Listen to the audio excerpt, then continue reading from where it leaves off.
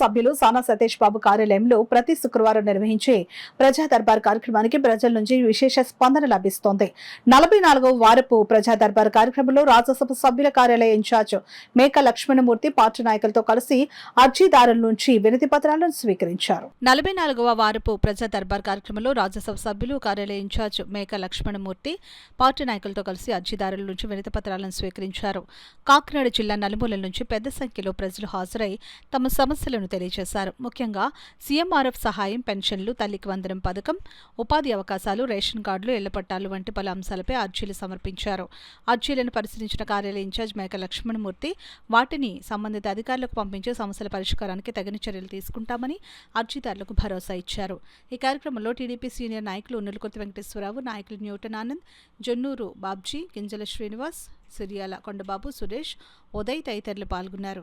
వారం కూడా సుమారు 30-40 అర్జీలు రావడం జరుగుతుంది. అందులో ఒక సగం పైగానే ఆ రోజు సెటిల్ అవుతున్నాయి.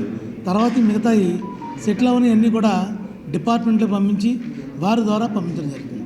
ఇందులో భాగంగా ముఖ్యంగా ఎక్కువగా అన్ఎంప్లాయ్మెంట్, నిరుద్యోగులు ఎక్కువ వస్తున్నారు. ఇక్కడ చదువుకునే యువత చాలా ఎక్కువగా ఉన్నారు. వీళ్ళకి ఆదరణ లేకపోవడం వలన, అలాగే వీరికి సరైన ఎంప్లాయ్మెంట్ లేకపోవడం వీళ్ళు రావడం జరుగుతుంది. ఈవేళ వచ్చిన అప్లికేషన్లో సుమారు సగానికి పైగా ఎంప్లాయ్మెంట్ గురించి జనరల్ హాస్పిటల్లో కానీ, అలాగే ప్రైవేట్ కంపెనీల్లో కానీ, అలాగే అవుట్ సోర్సింగ్కి సంబంధించిన ఉద్యోగాలు అడుగుతున్నారు. ఇవన్నింటి కూడా కన్సర్న్ డిపార్ట్మెంట్లకి పంపించడం జరుగుతుంది.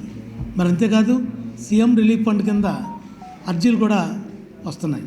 ఇక్కడ సీఎం రిలీఫ్ ఫండ్ దాంట్లో కూడా ఇక్కడి నుంచి అర్జీలు పంపిస్తున్నామంటే అక్కడ మన సీఎం ఆఫీసులో కూడా చాలా చక్కగా రిసీవ్ చేసుకుని పంపించిన దానికి వెంటనే రిప్లై ఇవ్వడం, చెక్కుల ద్వారా కూడా పంపడం జరుగుతుంది.